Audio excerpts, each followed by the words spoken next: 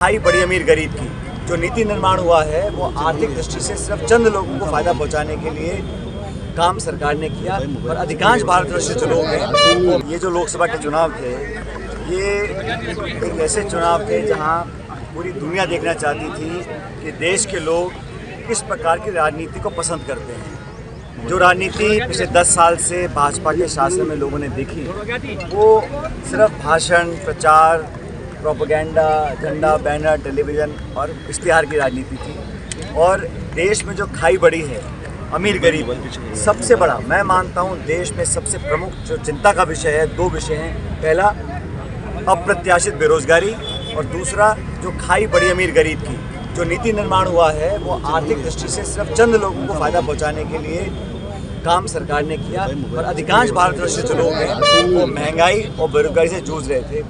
तो जो परिणाम आज आए हैं, संख्या बल किसका है, गठबंधन सरकार किसकी कब क्या बनती, बात की बात है, लेकिन शुद्ध रूप से जो परिणाम का आकलन आप करेंगे उसमें ये वोट सरकार के खिलाफ पड़ा।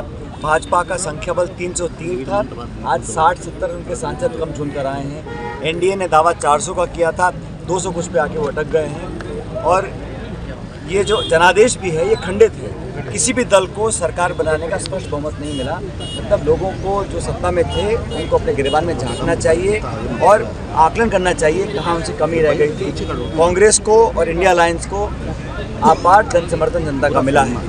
कांग्रेस पार्टी का प्रदर्शन राजस्थान में बहुत बेहतर रहा। पिछले लोकसभा चुनाव में हम एक भी सीट जीत नहीं पाए थे। इस बार हम लोग 11 सीटों पर भाजपा को हम लोग पराजित कर पाए हैं। ये हम सबकी सामूहिक मेहनत का परिणाम है। अच्छा प्रत्याशियों का चयन हुआ, हमारा मैनिफेस्टो, हमारा कैंपेन, राहुल गांधी जी की पदयात्रा, प्रियंका जी का, खड़गे जी का व्यापक जो पूरे देश में प्रचार उन्होंने किया, उसका लाभ उनको मिला है। इसलिए हमारा जो संख्या बल था वो दुगना हो गया।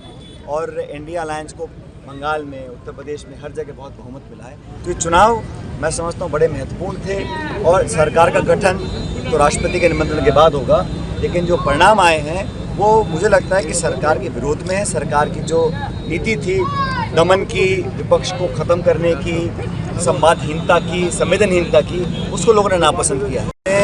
अयोध्या में बीजेपी हारी है और जिस शहर में मंदिर बना है वहाँ पर भी समाजवादी पार्टी जीती है। तो इस देश के नौजवान, किसान और अधिकांश लोग धर्म के नाम पर जो राजनीति हो रही है उसको पसंद नहीं करते। राजनीति होती है सिद्धांत की, संविधान की, प्रगति की, विकास की, योजना की, उद्योग की, निवेश की।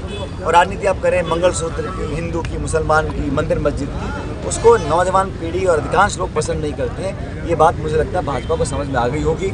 और जहाँ तक कांग्रेस की बात है, मुझे लगता है कि जो हम लोगों ने संघर्ष किया, पार्टी ने राजस्थान में, हरियाणा में, अलग अलग जगहों में हमको अच्छा प्रदर्शन करने का फ़ायदा मिला है। और मैं तमाम कार्यकर्ताओं को, राजस्थान के हमारे जो राजस्थान के कांग्रेस के कार्यकर्ता हैं, मैं समझता हूँ देश के सर्वश्रेष्ठ हैं। और जिस मेहनत के साथ उन्होंने पार्टी का बीड़ा उठाया, नेता तो सिर्फ हम लोग भाषण देते हैं, लेकिन पोलिंग बूथ पर जिन्होंने भीषण गर्मी में तमाम दबाव के बावजूद केंद्र की सरकार, राज्य की सरकार, डबल इंजन का पूरा उन्होंने सत्ता का दुरुपयोग किया, उसके बावजूद कार्यकर्ताओं ने जो बूथ पर खड़े होकर इस गर्मी में लोगों को वोट डलवाकर पार्टी को जिताया है, उनकी मेहनत के कारण आज हमारे अच्छे परिणाम हैं। सर, हनुमान बेनीवाल ने एक बयान जारी किया है कि राजस्थान में आरएलपी की ओर से 20 लाख वोट कांग्रेस को पड़े, लेकिन जब गठबंधन की अभी मीटिंग हुई उसमें उनको नहीं बुलाया गया, वो उनका अपमान हुआ है, ऐसा उन्होंने कहा है। सब लोग जो इंडिया गठबंधन में थे आज भी गठबंधन में हैं। मैं तो समझता हूँ आने वाले समय में हमारे गठबंधन में और दल शामिल हो जाएंगे। कि अंदरूनी मामलों में टिप्पणी नहीं करना चाहता हूँ, उनका दल है, उनकी सरकार है, वो जो मर्जी करें, लेकिन राजस्थान के लोगों को आज उम्मीद है कि जो सरकार बनी है वो लोगों की मदद करे। आज अघोषित बिजली कटौती हो रही है, पानी की समस्या, बिजली की समस्या, लोग त्रस्त हैं। और संकट के समय में लोगों को सरकार को सामने आना चाहिए, प्रशासन को मुस्तैद करना चाहिए और आम जन को राहत दिलाने के लिए काम करनी चाहिए। और ये सिर्फ चुनाव जीतने के पहले के जो वादे थे, अब आज 6 महीने हो गए, तो उन वादों को पूरा करने का समय आ गया। कांग्रेस पार्टी जनता के साथ खड़ी है, हर मौके पर लोगों की बात को उठाते रहेंगे और सरकार को अगर वो काम नहीं करेंगे तो घेरने का काम हमारी पार्टी करेगी।